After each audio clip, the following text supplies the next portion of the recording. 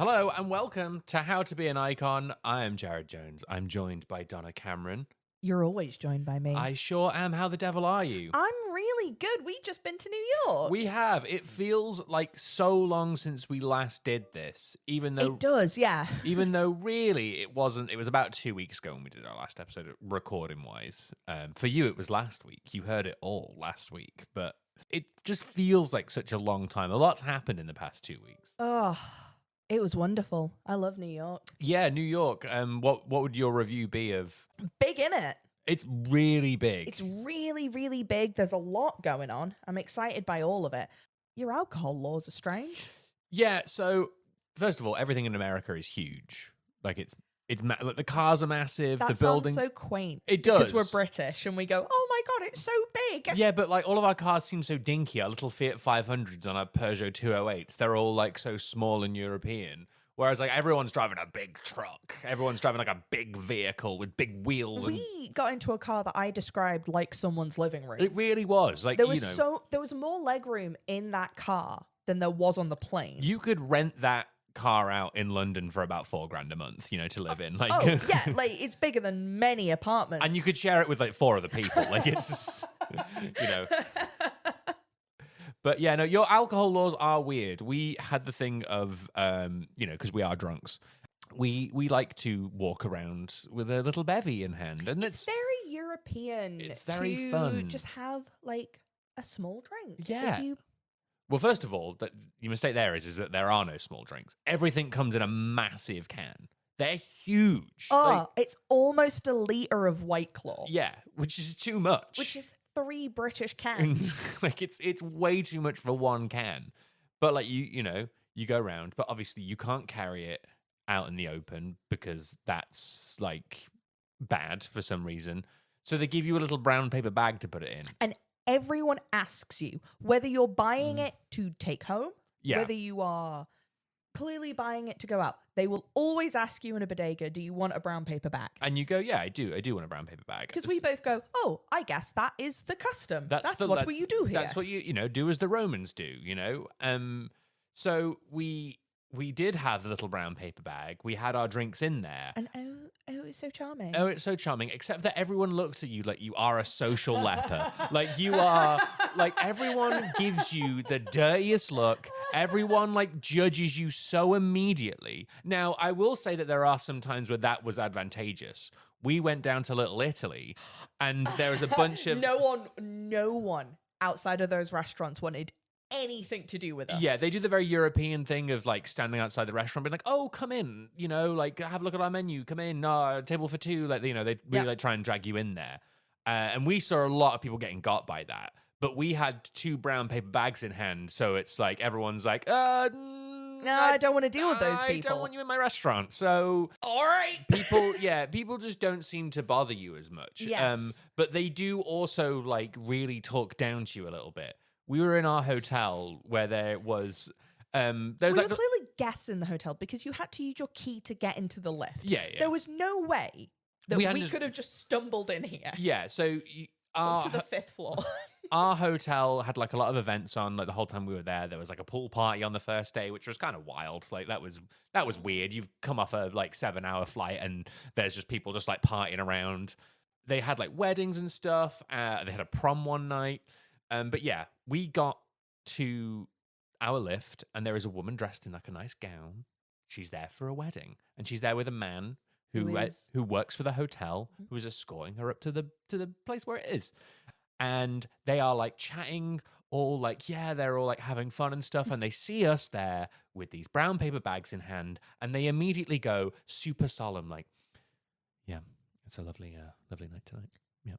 Thank you so much for your assistance. We, by the way, are not badly dressed. We're not badly dressed. We are not being drunken disorderly. We're just sort of minding... At worst, we're being British. We are minding our own business. We are in the lift together with this woman in this gown. And yeah, at a wedding, by the way, she had probably had more to drink than we had. Yet it was immediately like the both of them were just like super silent, like, yeah, well, sometimes, some people are just, disgraceful.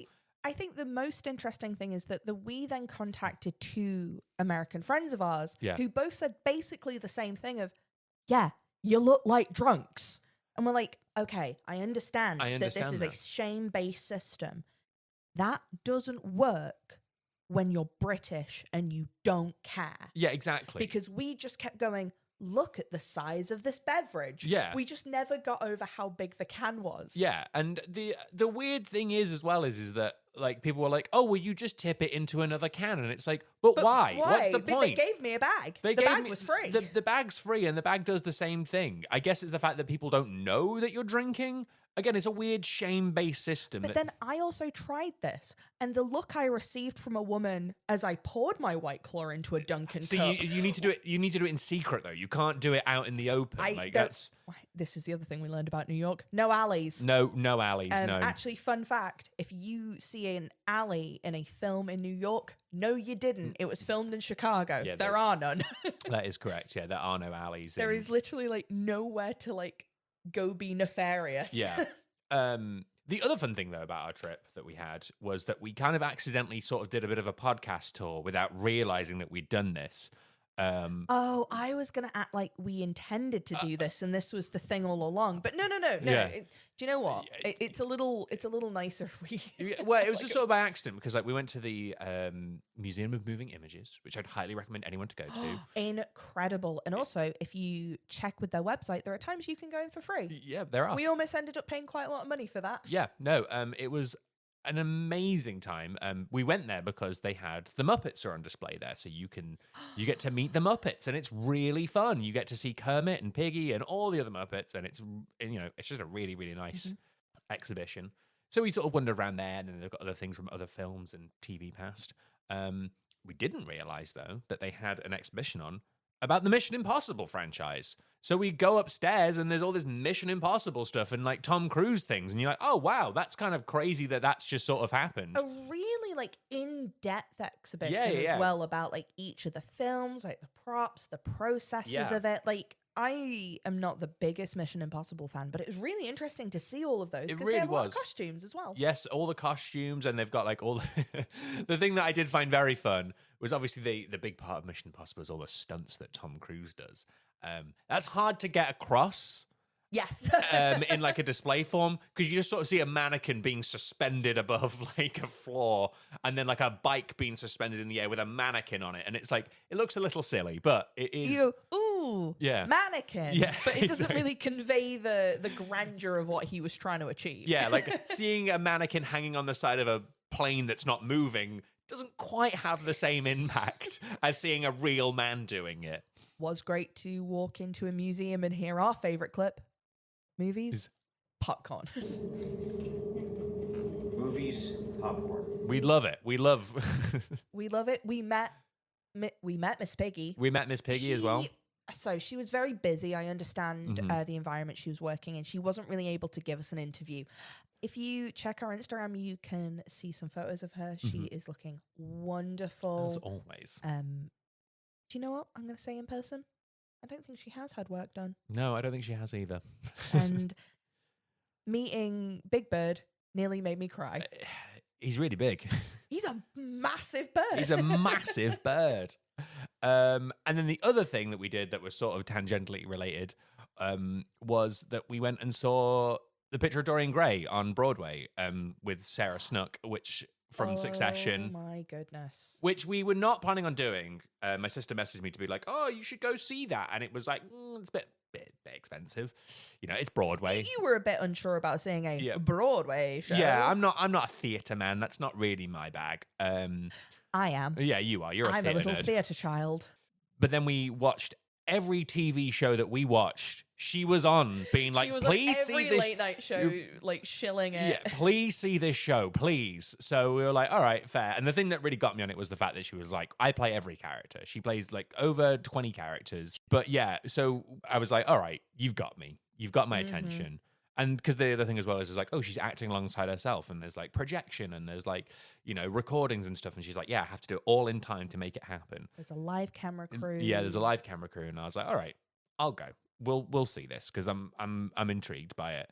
Oh my God, it was absolutely incredible. I have never seen anything like it in my life. Like, it is. Never seen anyone work so hard. We will do like a full like Patreon episode Yes, about we this will. because we need to. Yes, we do. We need to give her flowers. Because she deserves so many flowers. She deserves so many flowers. But yeah, it's absolutely incredible. If you do have a chance to go see it, I don't know if it's still running. I think there's like another couple of dates left. Loved every minute of it. But yeah, that was all kind of by accident that we did people that we'd previously done episodes on, which was kind of fun. I like New York. It's nice. Yes, I really, really like New York. That's our review of New York, how to be an icon. Good in it. If you haven't already, by the way, I know we're 10 minutes in and we've just spoken about New York, and you're like, I thought this was an episode about Anthony Bourdain, and all you've spoken about... He was in New York. He was in New York. He liked it. Yeah, exactly. We went to his favorite hot dog place. We did. We'll get into that a little bit more in just a sec. But like I say, if you haven't already, please give us a 5-star review on your podcast platform of choice. Leave us a comment, a like, a subscribe, or whatever it is on the thing that you do, because you get like comments on Spotify now and stuff, and reviews on Apple Podcasts. And we honestly read all of them. We do. We genuinely do. We they do. really make us happy. They do. And I was also going to say, if you've got any suggestions for anyone who you would like us to do an episode on, please leave a comment for us, and we'll see what we can do, because I've actually not got anyone planned for next week, so I'm always here for inspiration, if there is any. But today we're following up on our episode that we did last week or the week before, where we were like, oh, it's going to be Anthony Bourdain, and then we did one on Miss Biggie.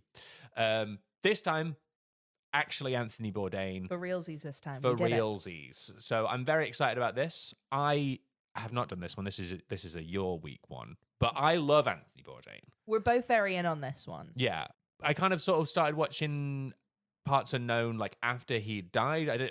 I remember when he passed away and being like, oh, that's sad. I know his name. I've seen him in some stuff, but I've never like really watched any of it. It's one of those, like, it's a name that you're very familiar of until his passing, and you kind of go, oh wow, like I should probably like figure out what the deal with that was, because I had a very similar. Yeah, and then you watch Parts Unknown and you're like, oh wow, this is incredible. I have a little bit of a theory on it that we'll get into a little bit later about. I have given you space to talk about this theory, because Jared has something very, very interesting, and we're already going to get into it because we have to start the same way we start every episode. Yes.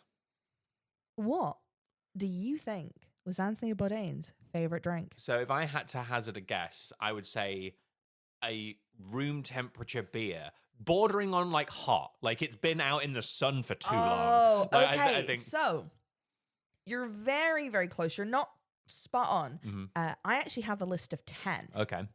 And we're going to do the top 10 Anthony Bourdain's favorite drinks. I would like you to guess where a ice cold beer appears. Ice cold beer. Okay. Yeah, so he does state it needs to be ice cold. He does drink a lot of room temperature beer, which is just what happens in some Asian countries. I was going to say, I thought for sure it'd be room temp.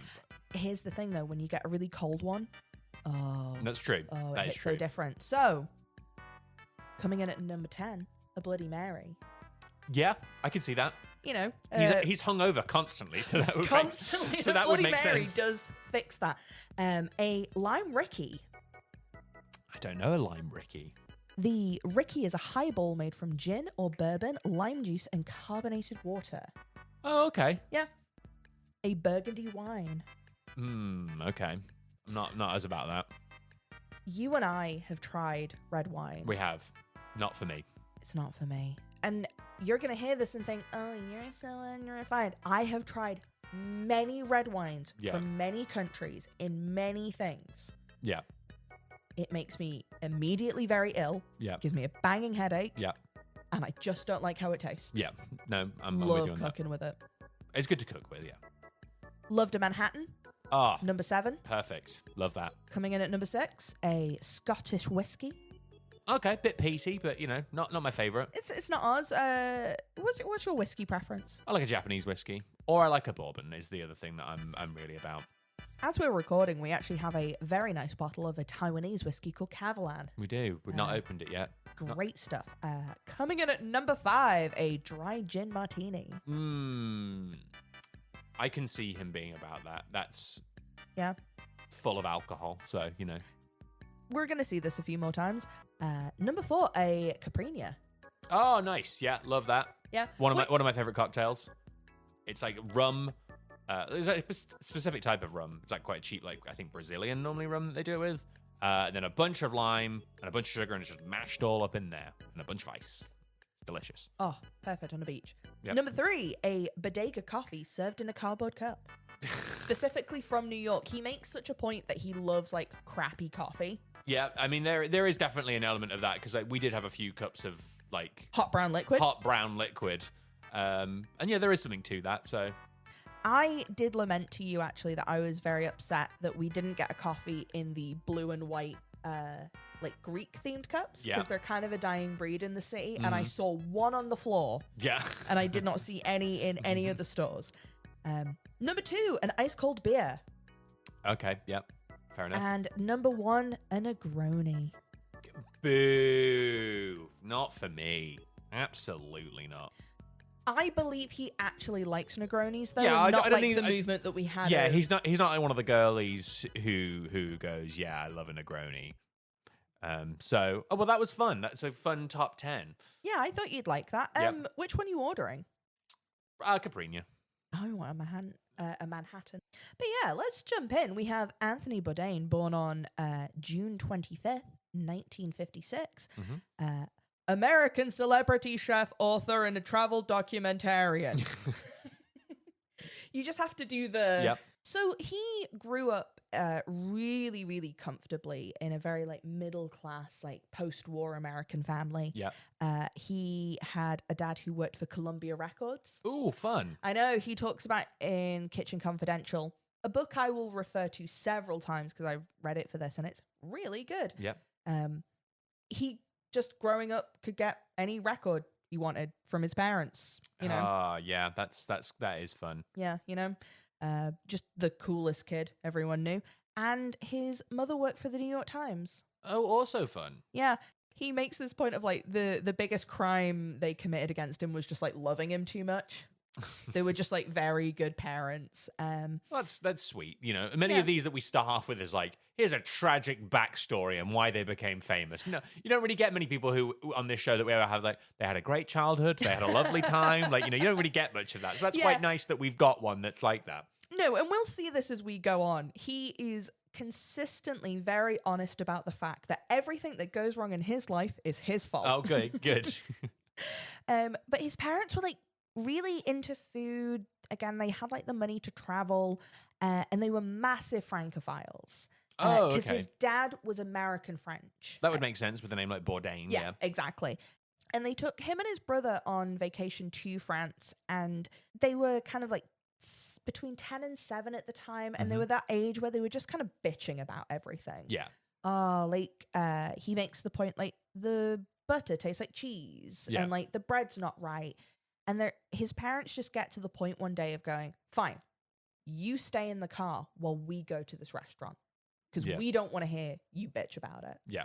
And something about that happening, he's like, can't believe you've left me. What are they eating? What are they doing? Yeah. Why am I left here? And it really like gets to him. So like a few days later, they're on an oyster boat with this like cartoonish looking like old French seaman. Yeah. And he's like, who wants an oyster? And he's like, me, I'll do it. His brother's like, ooh, gross, no. And he has this like, almost like that really childish, like, I'll do it to prove I can do it. Yeah. Tries it and really likes it. And it's that really like transformative like food experience of going like, oh, I get it. I'm glad he had that with an oyster because I don't like oysters. I think they taste like salty bogies. So you sure do, and I love oysters. So that story could have ended very differently if he tries that and goes, "Oh, it tastes like a bogey. Oh no, never again. I'm not." No, it's a very good point. I asked you this before the show though. Like, what's like some of your like earliest like food memories? Like, do you have anything that you really early on go like, oh, this thing? I think like for me, and this is like kind of a bit more of a humble one. I remember when I was in school, probably like year 1, year 2 or whatever. And it was the thing of like, hey guys, if you bring in like, I think we were asked to bring in pasta. And if you brought it in, you got to go make it. And I remember, that's fun. Yeah. And I think it was like me and one other kid that remembered to do this. Oh. So everyone had to just like go do a boring lesson. Well, you got to go. had to go learn to make pasta, like, you know, and obviously it's just like, you know, regular pasta. You boil it and whatever, and it's like it is one of those things. Yeah. But then, like, ever since then, I was like, oh, I love pasta. I absolutely love it because like I got to learn how to make it there and then, and that's one of like my earliest kind of like making food memories and being like, oh, that's why I enjoy this kind of thing. So yeah, that's probably one of my earliest ones. I can't remember exactly what it was, but I have a lot of like memories as a kid of my dad just being like, stand next to me and watch me do this. Yeah, did a bit of that and as doing well. like, now you do it. Yeah. And just like being taught how to cook as a kid. Yeah. So growing up a little bit, he attended Vassar College, where he was very open about the fact he pursued drugs and wanted to be an outcast and a rebel. And, you know, it was also around this time he's really politically active. It is the early 70s and he attended a lot of like anti-Vietnam marches. Yeah. And it is, again, something that stays with him throughout his career, this like very politically minded attitude. After dropping out of college after 2 years, he accidentally gets a job as a dishwasher. Yeah. You know, as it happens, you just accidentally do that. As you did in the 70s. There's a lot of that as we go. But he really likes it, and he starts like working his way through like salad station, bread station, up to the highly esteemed grill station. Oh boy. I don't really know a lot about restaurants, and I learned a lot reading Kitchen Confidential and these other books. The hierarchy of how it goes. Of these things. I'm going to state this right now. I love to cook. Cooking is my favorite activity in the world, other than sleeping and watching Below Decks. I was going to say. I never want to work in a kitchen. No, it God, sounds terrible. No, I've worked like on the service side of it, not the kitchen side of it. And you see in there and you're like, no. But he gets to grill station. He thinks he's like the big cheese. And he tries to get a job in another restaurant in town where he is brutally humbled by this team of chefs who have almost like 2 times as many covers a night compared to the restaurant he was working at. He tells a story where he's like asking for burn cream and the guy just turns around and tells him to get the F out. Calls him like a little white boy and just tells him to do one. And he decides to go to the CIA, the Culinary Institute of America. Not the Central Intelligence Agency. No, I did have to make a point to note down. Not that they have the same acronym. Yeah, it really is. This period of his life is really, really interesting because this period in like the late 70s to the 80s is this kind of interesting change in American cooking. Yeah. It's this period from this like old style French Escoffier style of cooking that we just don't have anymore. And he's being taught by like the final dudes. The last bastion of this kind of thing. The last guard of like these old weird French dudes who are like very intense and teaching ice sculptures. And it's also around this time him and a friend start doing a large amount of cocaine and catering jobs. Oh, fun. Yeah. And I bet that makes that fly by way easier. They are making like actual like dioramas out of pastry and fish. It's like this old French style cooking we just don't have that is truly like bonkers, borderline inedible. Yeah. And you go, who is this for? It's like for a country club of people who are mostly blind. It doesn't matter. You're on that cocaine, everything looks and feels great. He does like a 3-day marathon. It's like him and another guy to do this like banquet, and the description of it is just truly insane. There's so much foie gras and cocaine that you go, oh no to both of those things. I made a note here actually that around this time he's really similar to Madonna. Okay. In that they're both like very classically French trained, because Madonna was doing ballet training at this point. Yeah. And it's that weird mindset of just suck it up and do it. Yes. No one cares. You got bullied before. You're going to get bullied now. And it's these types of personalities that somehow manage to rise above that. Yeah. It was also around this time he's doing a bunch of cocaine and working in kitchens where he's playing the Apocalypse Now soundtrack before service, and they're all taking it very seriously. Oh, I bet you that's awful. Just all of that. No, mate. It's like, just like, that's just the worst. I don't want. He reminisces on it like it's the most like fun thing you could do, but you just know as like the wait staff, you're like watching that from a distance and going, yeah, you're stone cold sober. You've not touched anything.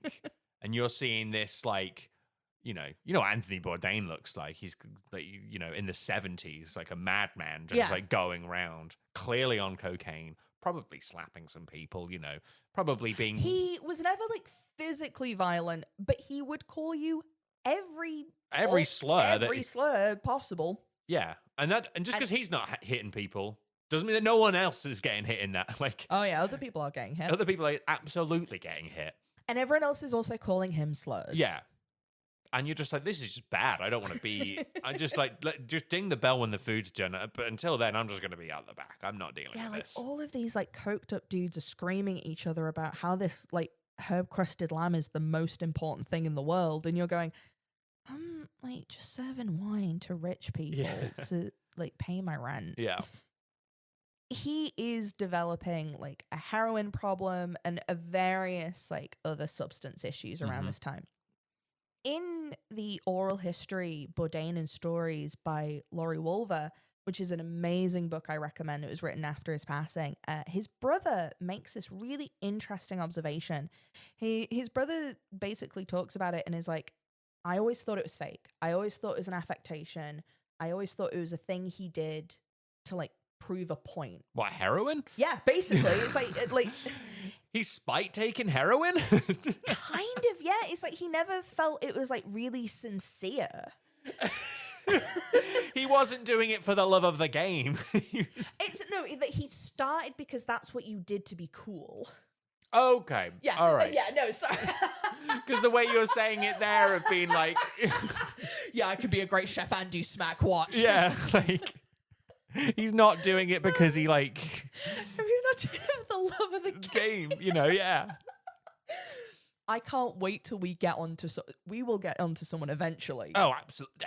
Absolutely, there's going to be someone on there who's going to be doing heroin for the love of the game. But yeah, no, his brother felt it was a bit of an affectation, like that's what you do to be a bad boy. Yeah, no, I can see that. I can definitely see that. Because, and this comes up time and time again. He's always described as like the bad boy of food, but people always describe him as really sweet and like almost like childish. Yeah. In a lot of stuff, like.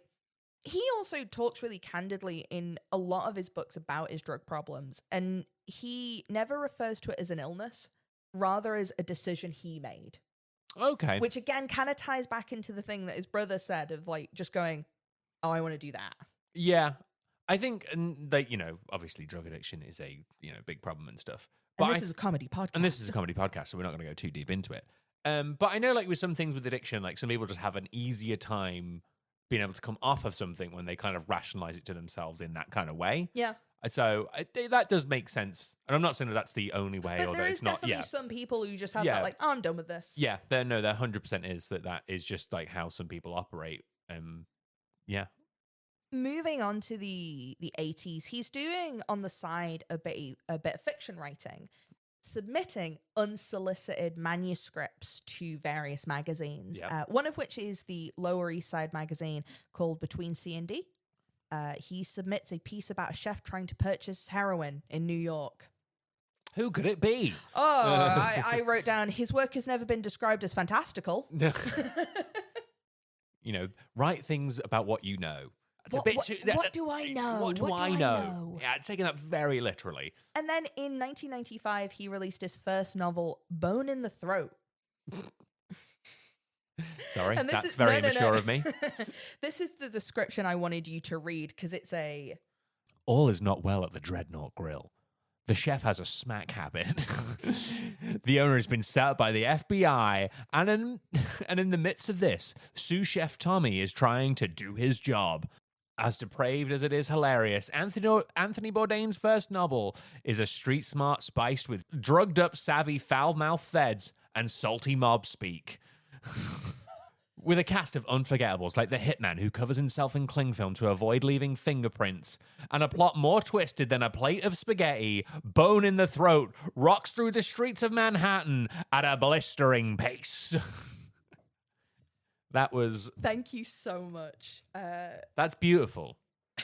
What's your favorite part of that? Because mine like was... a plate of spaghetti. Like a plate of spaghetti. Or the hitman who covers himself in cling film.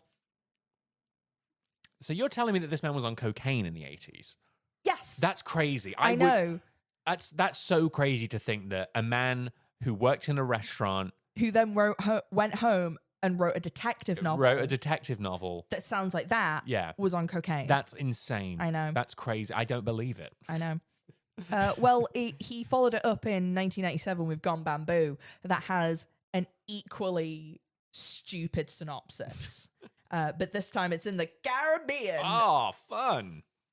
He is getting his name out there as a writer, though.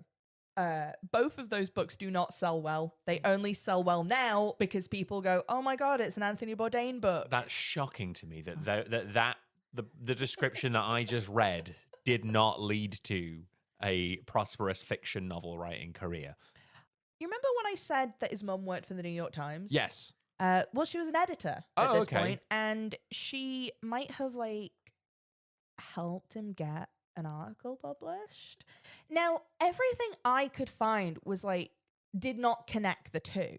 But he's got an in. He's got a foot in the door at the very least. It's a pretty good one. Yeah. And it's probably the same reason he got a literary agent to begin with. Yeah. No, because why does this heroin-addicted chef have a literary agent at this point? Just asking questions. Yeah. But his mum was an editor for the New York Times, and she helped him through connections get a article published in the New Yorker called Don't Eat Before Reading. And that led to the eventual writing and publication of Kitchen Confidential, Adventures in the Culinary Underbelly in 2000. Okay. Kitchen Confidential is a great book. Yes. It's very of its time, I think. The word testosterone gets thrown around a lot in every review, and there is a reason. It's very bro-y. I can believe that. But writing a book in the late 90s, early 2000s about being a chef, which is, it's a very male-dominated industry. It's interesting now of COVID came along and really completely changed the landscape of that kind of world. Yeah. But before that, And this, I think, was the first time that they really shone a light on that's how kitchens work. Yes. Of this is this high stress, high intensity. The thing he really hammers home in is the hours. Yeah.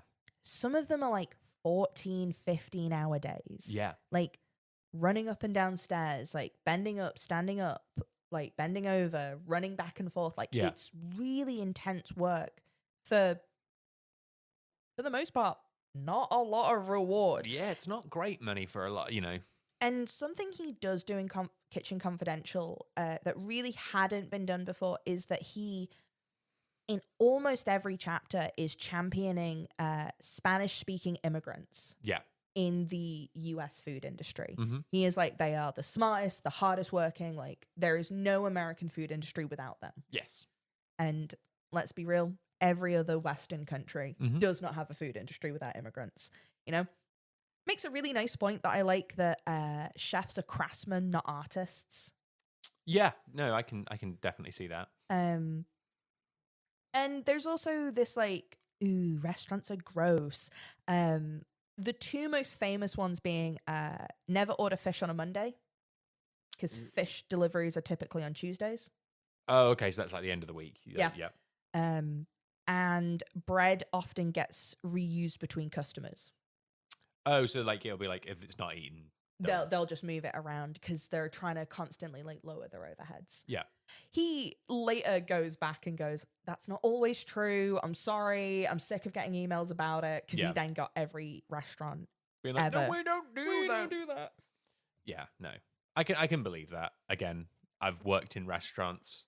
There are some things that you go, ooh, I don't want to think about that. I don't. And if you don't think about it, it's not a problem. It's not a problem. There's been things that I've seen done. Maybe I've done them myself. I'm not going to say that I did, because I didn't. But maybe for legal reasons, neither of us have ever done anything gross to a customer's food. Yeah, no, never.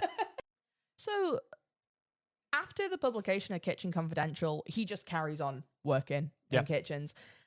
And there is the thing that does impress me is the work ethic that he has. Yeah.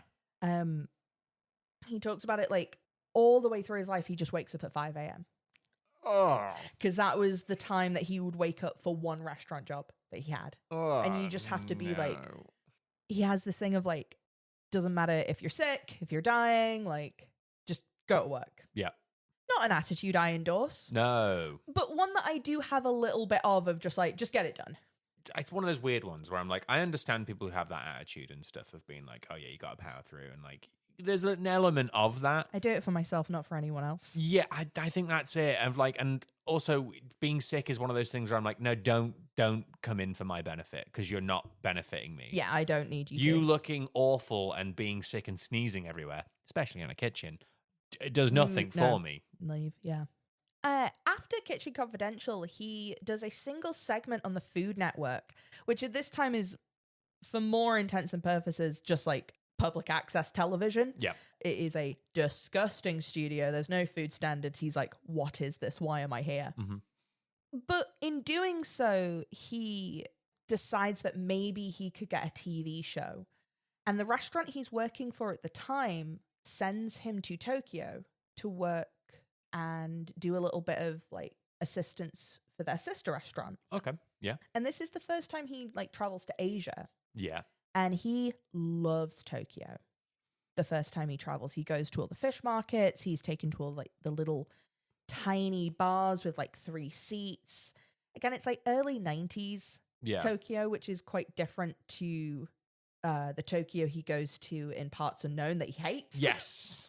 He hates Tokyo. He hates what it becomes. There's certainly a bit of like, he likes what Tokyo used to be. Yeah. But he comes back and he basically pitches to his publisher, I travel around the world, eat a lot of shit, and do whatever the I want. Yeah. And his publisher goes, all right, fine. And that becomes A Cook's Tour, which is then later turned into a TV show for Food Network. Mm-hmm. That runs from 2002 to 2003, about 35 episodes. Yeah. We used to love travel shows in the early 2000s and late 90s. Like, so there was so much fun. Again, if you watch Bridget Jones, the second one, where it's all like Daniel Cleaver's going around the Caribbean, being like, oh yeah, it's a guy traveling around. Like, we loved that stuff back then. Yeah, and he really establishes the culinary bad boy persona we all have to deal with today. And I noted, this isn't his fault. He is likable and authentic. It's the guys with big gross beards that I keep having to watch slap food online. Yep. I hate them all. Yeah, it's, I hate the thing that he created. Yeah, it's a bit of a like, he's really good at it. And I think it's the thing of like, people don't figure out what it is about Anthony Bourdain. They just go, oh, I can do that. Oh, I can also be super machismo and like masculine. It's actually because he's quite sweet and gentle and listens and... Yeah, I think that's the thing about he does do the macho stuff, but it's like it only really works because he's also like, he respects the people that he's around and everything. It's not just him being a dude bro about stuff. Again, I'll probably bring this up a bit later on, but he talks about like this concept of grandma's turkey. Yep. Which is you have been invited to grandma's house for dinner and she serves the worst turkey you've ever had. It's dry, it's bland, it's burnt. But because you are in her house, you say, thank you so much. That was delicious. Eat all of it and ask for another plate. And it's this concept that he just kind of has throughout of like, if you've been invited somewhere, like... It's very fun to see him like doing that, because there are absolutely times where you watch him eat a plate of food and go, that was delicious. And you look at his face and you go, you didn't enjoy that. You did not like that. You did not like that. But I really respect the attitude. I really think it's like one of the things that I try to have. Yeah, absolutely. As 100%, much as possible. Like if people are with all sincerity giving you a meal. Yeah. In 2005, he was fed up with the management of Food Network which you can read about in his second book, Medium Raw, at great length. Yeah. He has much to say about Food Network. And he moves over to the Travel Channel for Anthony Bourdain, No Reservations, which ran until 2012. This show really like cements him in the public consciousness. There's episodes where he spends a night in the room Oscar Wilde died in. Oh, fun. Isn't that fun? I didn't know that was a room you could visit. No, me neither. I don't know if I'd want to be there. I don't think I'd want to stay there. I'd visit, maybe, but... You know, he drives around an ATV in New Zealand, he eats a porcupine in Vietnam.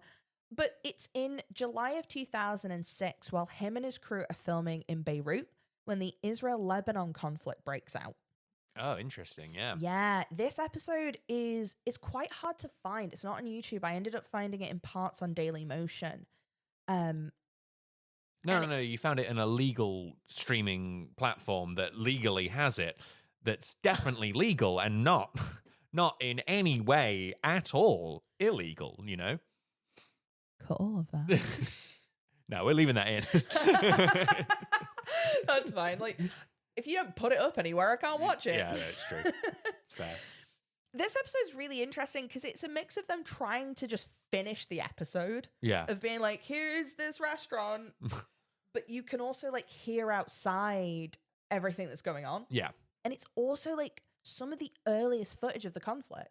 Yeah, well, I guess it would be, you know. Because they were just on the ground. Yeah. And there's a bit where he's talking to a guy and you hear a big like ruckus outside and you can see the guy go, oh no.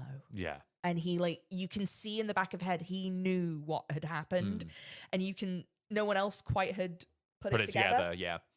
With the help of an unnamed and like unfilmed fixer, they just got out the country about 20-ish days later. If you want to watch a room full of people be very stressed out, I will try not to make a lot of comparisons to it, but it is like when they are held hostage in Succession. Yes. Yeah, they think there's a shooter in the building. And and he's like, I'm having a panic attack. They're in the panic room. Stop crunching. It's exactly like that. The episode won an Emmy. Like, it was a huge, huge deal. In 2010, he published Medium Raw, A Bloody Valentine to the World of Food and the People Who Cook. All right. Loves a subtitle. He does. And this book's a little different from Kitchen Confidential because he just talks bad about the Food Network for a while. Mm-hmm. And he talks a lot more about the food TV industry as well. He reflects on some of the things that he said, and he shows a bit of the like behind the scenes of high-end restaurants. And some of this I find fascinating. Example, why did so many high-end restaurants close during the 2008 financial crash? I don't know. Why did they? It's not because of the food. It's because they lost all the wine customers. Because restaurants make most of their profit from wine.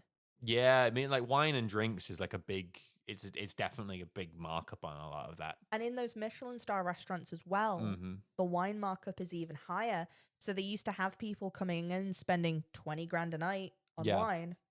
And now you can't do that. Yeah. Because your wine margins are massive and your food margins are razor thin. Yeah, they are. Like food is like, it's so thin on those, like making profit on that. And and like, I guess like cocktails as well, but even cocktails, they don't really have that much compared to wine because you can pay like thousands for a bottle of wine. And you also have no labor involved. Yeah. There's very little preparation. You just pop it open. It just stays there. Yeah, you have like one person to do it. The other one is why a lot of 2- and 3-star Michelin restaurants will tend to have casual sister restaurants. Okay. Because those higher end places tend to run at a loss. Yeah. But if you run a casual place, you're able to reach your margins a bit easier, and you don't have to, every time the economy goes down, fire everyone at your 3-star joint.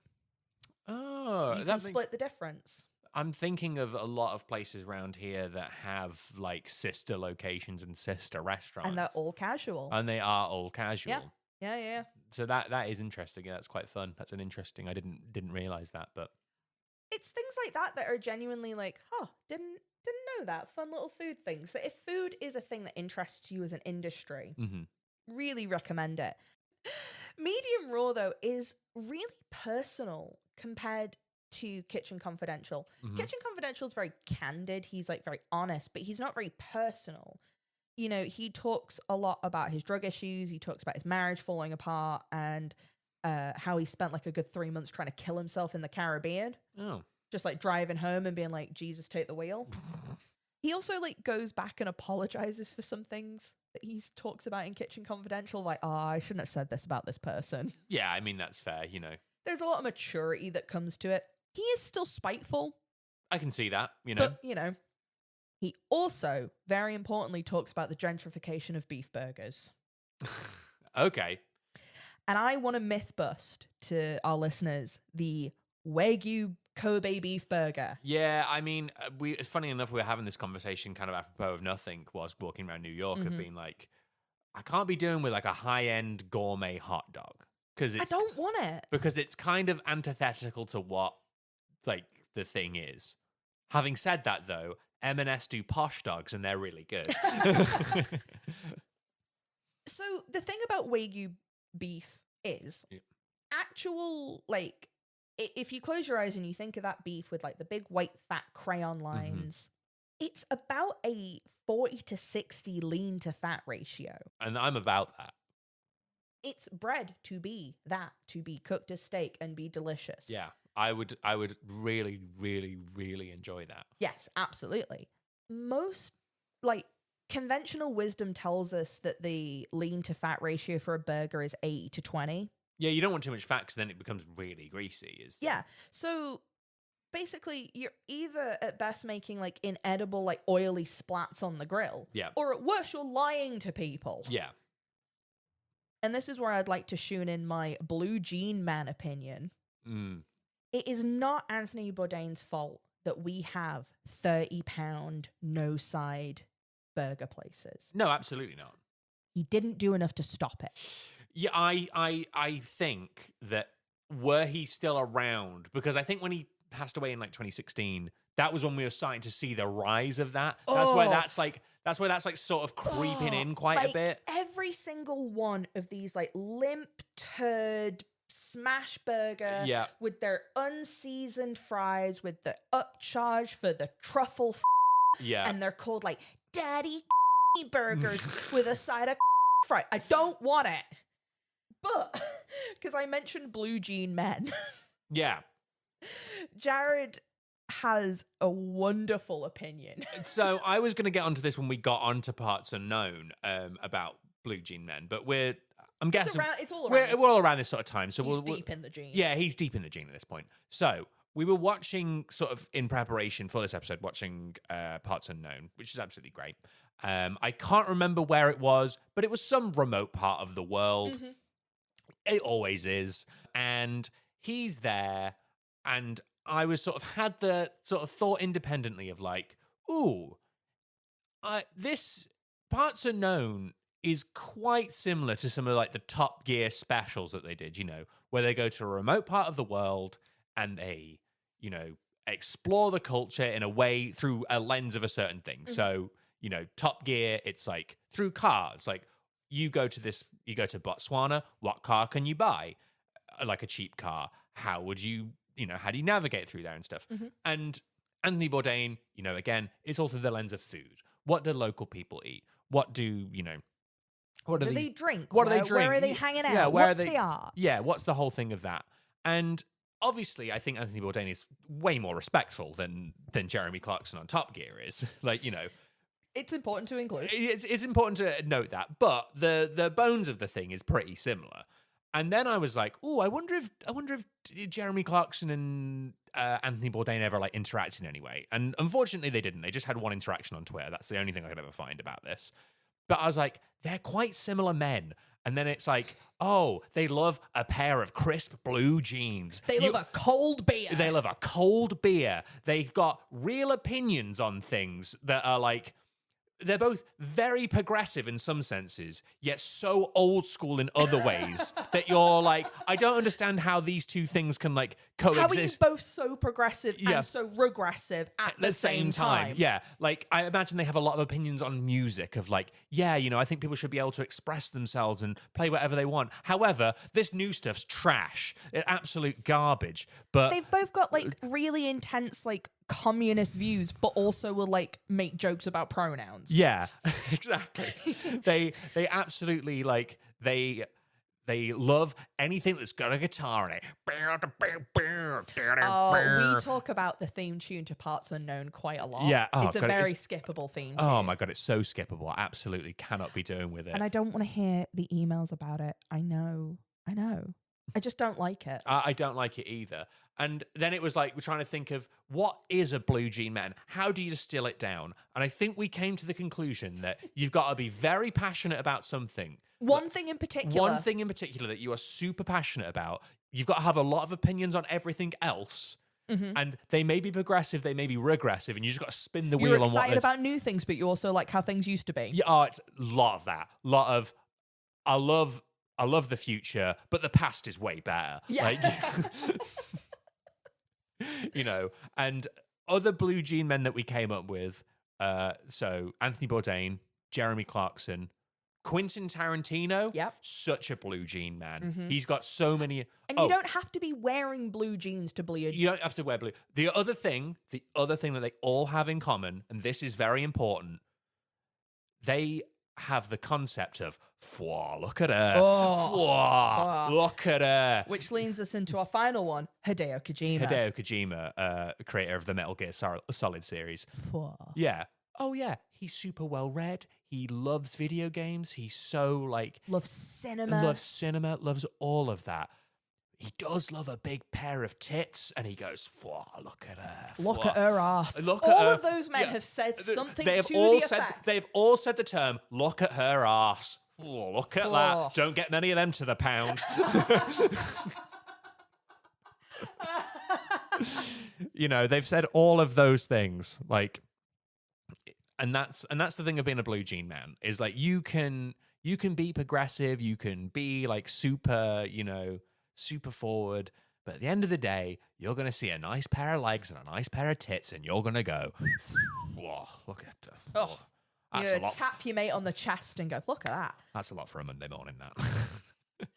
By this description, I'm a blue jean man. I mean, you could be, you know. Another very blue jean opinion that I wanted to lead into this is Anthony Bourdain's mandatory cooking skills everyone should have. Ooh, interesting. Okay. So, play along at home. Put a finger down, I think, is what the kids do. But there's 14 of them and not 10. Okay. Do you think Anthony Bourdain thinks you're a valuable human being? Okay. Can you cut an onion? Yes. Learning to... he also includes, like, being able to use and take care of a knife. I'm aware of it.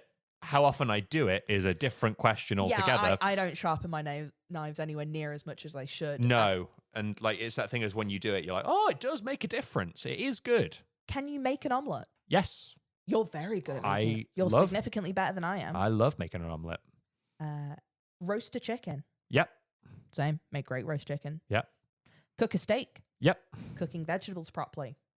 Yeah, I can. Make a vinaigrette. No. You probably could if you had the ingredients. Yeah, probably could. I've just never done it before. Yeah. Can you shop for fresh fruit and vegetables? Yes. Again, like shopping seasonally, that sort of thing. Yeah. How to cook and clean fish? No, that one is where I'm going to fall apart. This is where I fall down a little bit as well, and I would say this is just like a accessibility thing. That's a little bit of a skill gap, I think. We don't eat a whole lot of fish in the United Kingdom compared to... Not whole fish. Whole fish, no. Because the other one would be cleaning and using seafood, which again, we don't have the... No, not really. Make mash. Potato? Yes. Well, yeah. Some people can't. I mean, I guess. Cook rice. Yes. Some people definitely can't cook rice. Look, I'm not going to lie. Like, I can cook rice on a pot. I can do that. I just choose not to. I have a rice cooker. But a rice cooker does make it considerably easier. It's one of those things that I'm annoyed at how good it is, because it's like it's a kitchen gadget that I understand if someone goes, that's a bit pointless. I do have one of the really like Asian, looks like a boom box, has a handle, and it in case you need to take it to the beach, you know. It will outlive all of us. Yeah, it will. Braising. Yes. Yeah, you can understand how to Yeah. add a liquid and add it to the oven. Yeah. What to do with bones and making soups and stocks. Oh, now, this is the other thing of I want to talk about this. You know, I've always liked the thing of making stock, that I like the idea of not wasting bones. But the thing about stock is that if you do it on the hob, it stinks out your whole house and it takes forever. And then we bought an Instapot. Oh my God. Now, I want to start acting like Randy from South Park when we talk about the green trees. You're gonna add herbs to that? Yeah, because like people love a slow cooker and an air fryer, and that's absolutely fair because I love them too. But like, have you tried a pressure cooker? But have you tried a pressure cooker? It is, love it. And then the final one is have a few dishes that you're really good at making. Yes, absolutely. Ooh, what would you say is your best dish? A thing that I will always go back to, the thing that I will always make, I'm like, I don't know what to have, but I want to have a meal. It's a chili. Jared makes my favorite chili in the world. And I love it because it tastes different from how I make chili. Yeah. And I don't know how you do it. No, I love making chili. It's my like favorite thing to make because I just know what to do. I don't have to think about it. Love making bread. Bread is a good one. I love making bread. So calming. After Medium Raw, though, he moves from the Travel Channel to CNN. Yes. Where we get the show he's best known for, which is Parts Unknown. Yep. Absolutely fantastic. Oh, love Parts Unknown. What are some of the episodes that really stand out to you? There's a few that really stick out. The one that sticks out to me the most is the one that I hate the most. I was going to say, this is what I wrote down. It's the one I absolutely hate the most because it makes me feel sick. They're vile. They're absolutely vile. It's the one where he's in Canada. And it's Quebec specifically. Yeah, it's Quebec. And he is with these two fat... And we're not saying this to body shame. They're fat. They're foie gras. They are like turn of the century fat. Like they look like they're going to be riddled with gout. Like... I think one of them is. Yeah, and it's like they are eating just the most, like they're just dumping like hundreds of dollars worth of caviar just on everything. They're shaving like hundreds of dollars worth of truffles. It's thousands. Thousands of dollars. Because he has like a full summer truffle and it's like the size of like a hamster. Yeah, and he's just slicing it on there on this like omelet that he's got on a train, which is like, oh, it's so bland and boring. He pulls out a sack of like 30 bagels. Yeah, and it's just like, it just makes you just go, this makes me feel sick. Like, you people are disgusting. Everything's covered in cream and butter and animal fat. They have a thing of foie gras, which looks like a steak. It's like, oh. And don't get me wrong, all of those things individually, I'm here for. Like, I love caviar. I love like being rich and fancy, but like there is a point where you go, oh no, it just makes you, it just turns my stomach just thinking about it. Especially in contrast where the episode we saw before, I don't know if they're in order, but the one we saw before was in Lebanon. Yeah. After the conflict, and it is completely war torn.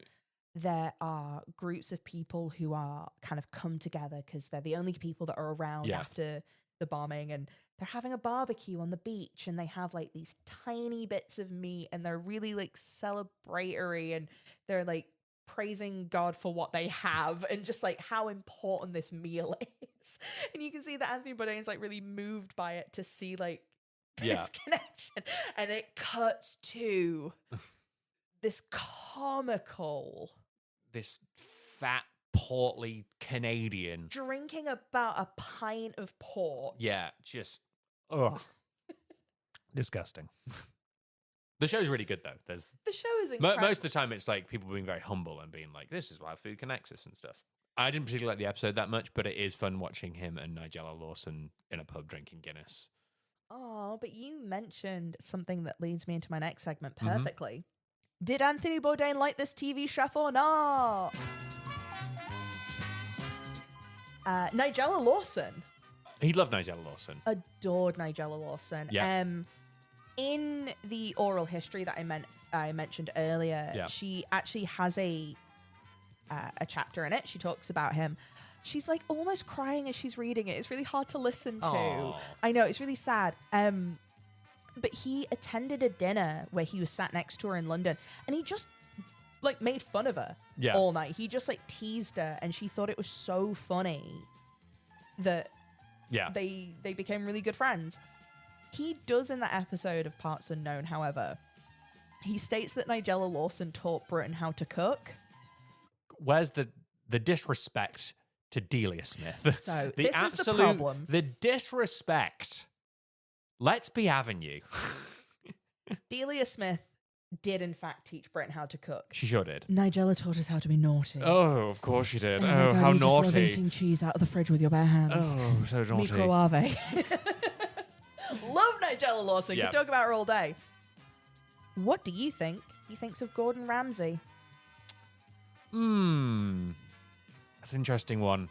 I could see it either way. I'm going to say he likes Gordon Ramsay. Has a lot of respect for him. Yeah, I can see that. They're like both kind of like classically trained, similar sort of times. I can see that. Work ethic thing as well. And he's like, it was around the time Gordon Ramsay was getting a lot of criticism for opening more and more restaurants, even though he was getting closer to bankruptcy. Yes. And it's that weird thing of the more you open, the more money you can actually like keep afloat. Yes. And he has that like, he's like a shark. He just can't stop moving. Yes. Like he just is making as much money as you can doing the thing that you can. Yeah. Guy Fieri. I think he likes Guy Fieri. Hates him. What? Hated him. What? Hated him. Flavor Town? I know. So no. He hates Guy Fieri and like a lot of the other Food Network. Oh, people. Of course. Yeah. No, that makes sense. This also includes Paula Deen, Bobby Flay, Sandra Lee, and Rachel Ray. I think some of those are like a bit more like justifiable. I am also again forgetting the fact that we now like Guy Fieri. Exactly. Whereas we did not we like did not at the time. We did not at the time. Yeah, we've really reappraised Guy Fieri. Yeah. Julia Child loves her. Worships the ground she works on. Yeah, absolutely. Of course he does. French loves all that. And there's also like when he's working in restaurants in the 80s, there's like apparently so many times that he's in trouble and just pulls out a Julia Child recipe and it works. Oh, of course it does. Of course it does. And then our final one. What do you think he thinks of Jamie Oliver? Oh, now I'm going to say he doesn't like Jamie Oliver.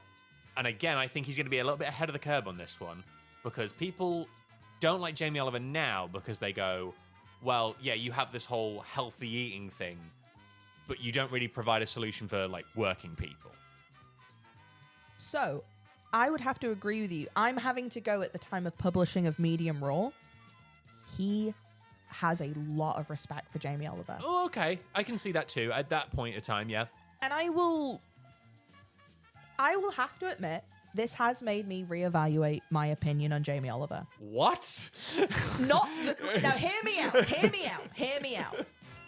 So, first of all, Anthony Bourdain points out, like, being such a long-term source of ridicule constantly would have destroyed his mental health. He's like, knowing that there's a website called Anthony Bourdain's an asshole, he's like, I would have killed myself years ago. That's fine and well. Let me. But like you can't then be like dogging on Guy Fieri like that. Hear me out. Because it's also that in conjunction. Yeah. He does mention that the British lad shtick is awful. Yes. We can all agree. Okay. That is unforgivable. Thank you. Yeah. But beside that, his biggest crime at the time was exposing how poorly the UK government fed its school children. Which is fair. You know, it is a fair. And we do in the UK. We're so weirdly defensive of turkey twizzlers. Yeah, we are. Now, if you are going to bat for the scraps of scrap paste that was forced through a funnel and deep fried, and that is like the hill you're gonna die on, then please go die on it. Yeah. Yeah, no, that's fair. and again, he makes the point of Jamie Oliver could be making a lot more money doing a lot easier job. Yeah, I don't like him as a person. The Sainsbury's thing was weird. His whole... everything he's doing at the moment is very odd. Yeah. The thing that we all turned against him on him for is not the thing he should be pilloried for. No, that's fair. That's fair. I agree with that. And that was What Does Anthony Bourdain Think of TV Chefs? Ah, beautiful. He also spends an entire chapter in Medium Raw gushing over David Chang, a man you had to listen to me in New York not be able to make my mind upon. Mm-hmm. On June 8th of 2018, while filming Parts Unknown in Strasbourg, he had been missing from dinner and breakfast, and he was later found dead in his room at the Le Chambord Hotel. The cause of death was suicide, and he was 61. And it's one of those just like, really just like, my God. I just kind of had no other way to like do it, because it just... I mean, it blindsided a lot of people, I know that was definitely the case of like a lot of people were like completely just like, man, yeah, that like it just kind of came out of nowhere a little bit. And obviously he had a history of mental health problems. Of drug addiction. He has, again, like in Medium Raw, he talks about like trying to kill himself actively at one point. I know we're talking about like, his unfortunate death. One of the things I do love about Anthony Bourdain is that, like, a lot of people get addicted to things like substances and things, and they're like, teetotal, no more. I'm not doing anything like that again. No, never stop smoking. Yeah, he's like, I'm not quitting drinking. I want a beer. I want a beer. All right, if I can't have heroin, I'm gonna have a beer. Like, he also talks about in Medium Raw the amount of people are like, oh, I read Kitchen Confidential. I've bought you some cocaine, and he's like, no, then you've not read it then. Yeah. Like, what are you doing? I can't do this and end up on the front of TMZ. Yeah. The guy who was just on The Simpsons is now naked and screaming. But, it's like, and I remember at the time, again, like I said at the beginning of this episode, being like, oh, that's so sad. I don't really know that much about him, but like, that's really sad. I know it means a lot to a lot of people. But then when you go and watch it and you watch his show and like you said, you read his books and everything, and you're like, man, like what, like an insightful, like kind of in a way that's like so down to earth and so like very like raw that he like interacts with people, and how he just sort of brings people together with food and stuff like that. It's one of those interesting like things that you don't really sort of think about, of how, we have a phrase for being together called breaking bread, like, Yeah, like... And it's so weird that... And it's not just in that, it's in so many languages. Exactly, like it's a universal concept, and it really does show how universal it is and kind of how human we all are, that there may be differences, with each other, but this thing does unite us all together. It does a really fun thing where food is both elevated as an art form and something that is spiritual and important and like brings us together, and it's also such a base necessary requirement for life. I think that both can... you asked me beforehand, before we did this episode, of like, what does food mean to you? And it's interesting because the thing that kind of what you've touched on there, of it's both fuel to live. You need it, like you gotta have it. You like gotta, so necessary. I've seen what happens when you don't have it. Yeah, you gotta kind of like shove it in your hole, because that's how you just to survive. But it's also like such a concept that brings people together, that makes us kind of be the most human and the most like fun, natural way that we kind of interact with one another. Yeah. A way that we show like love and affection to both people that we know in our lives and people that we don't know in our lives. Like, there's like a whole lot to that. Yeah, like I have so much respect for people who cook professionally, because for me, cooking's a really like personal thing. Yeah. There are people like, if you upset me, I will not make you food. Yes. This is like not even exaggeration. There are people that I know that I wouldn't put bread in a toaster for them because they've wound me up. Yeah, exactly. Like, but there are people that I will cook all day for because I love doing it. It is... I just didn't know kind of where to end this episode, because like it sucks, and I didn't do a lot of research into the why of it, because it doesn't matter. There's a whole thing that we're not going to get into, that you can go down that rabbit hole if you really want to read about it. But it's kind of sad, and I don't want to talk about that. That's not what we're here to talk about. No. I would like to be very serious for a moment, though. If you are having feelings of hurting yourself, please reach out to someone. Not us. This is a comedy Yeah, definitely being not really us. serious, don't email us. We're a comedy podcast. Yeah. But if you do feel like that, you do need to reach out to someone and talk about it, because it sucks. Yeah. But what ends up happening is that people spend the rest of forever going, man, I wish I knew what they were doing now. Yeah. Rather than what you could actually be doing. Yeah. Because there's a guy on TikTok, a guy called Jonathan Kite, who does really good impressions of Anthony Bourdain. Yep. Like reviewing Hooters and Olive Garden. And I got really upset watching them because I was like, I don't want to watch this guy do this impression. I want to watch Anthony Bourdain.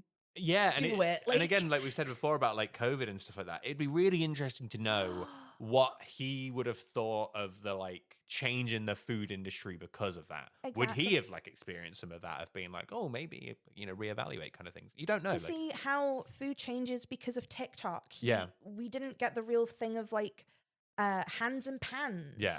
Food production, like just the way food has changed so much. Because medium raw really just touches on like the early rise of food carts. Yeah. Which is now completely different. Like Yes. that's come and gone in its entirety. He does leave this legacy of people that adore him. Yeah. And the oral history from his assistant has a couple of stories that I really, really like. One, which is he replied to all of his emails, always. That's good. He replied to every single email on time. Not like me. And that she got to watch him getting really giddy making a lobster bisque once, because he was able to use twice as much lobster as you would have usually been able to in a restaurant. And isn't that exciting? That's very sweet. David Killen wrote, in regards to his journalism, Bourdain understand that the point of journalism is to tell the truth, to change what's powerful, to expose wrongdoing, but his unique gift was to make it look like it was fun, rather than grim and tedious. And one of the most like human ones, and this is the story I'll finish on, because he was such a massive advocate for like nose to tail eating, supporting local traditions and producers and suppliers and like whatever it was that was local. It didn't matter where it was or what it was. Yeah. And Marilyn Haggerty was a food writer for Grand Forks Herald, who in 2012 wrote this really kind of inoffensive and adorable review of an Olive Garden that opened in her city. Yeah. I wrote the quotes of it down because it's so sweet. The chicken Alfredo, $10.95, was warm and comforting on a cold day. The portion was generous, and my server was ready with Parmesan cheese. And this review got spread around, and everyone was like, oh my God, look at this quaint little idiot writing this like dumb review of an Olive Garden. Yeah. And Anthony Bourdain ended up stepping in and saying, Haggerty has years of reviews of a history of dining of America. Too few of us from the coast have seen, and we need to see it. She's never mean, even when circumstances would clearly excuse a sharp elbow, a cruel remark. And in fact, watching Marilyn struggle with finding something nice to say about a place that she clearly loathes is part of the fun.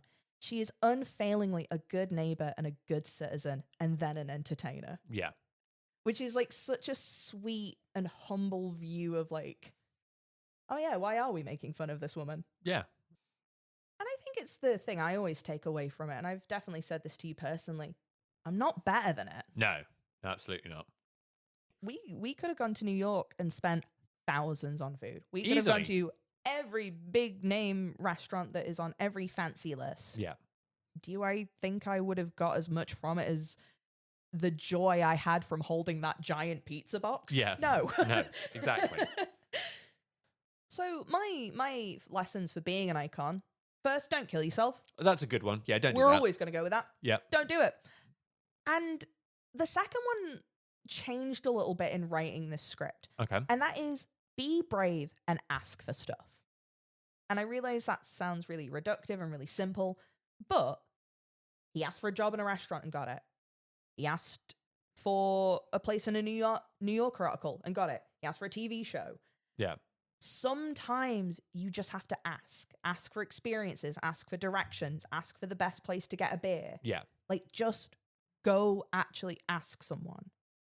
My lesson is one that I've actually taken forward in my life after watching Parts Unknown all those years ago. Mm-hmm. Don't be a weenie.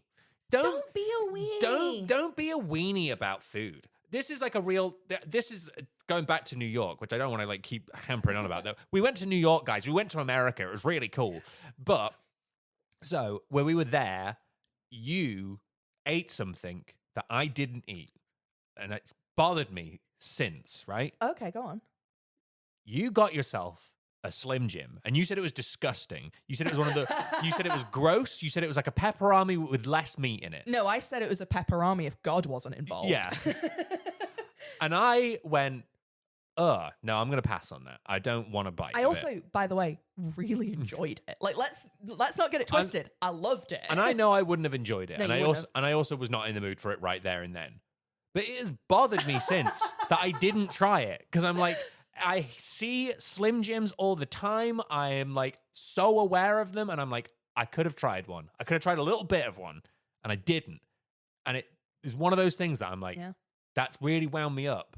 And then we did this episode and I was like thinking about it, being like, I shouldn't have been such a weenie about it.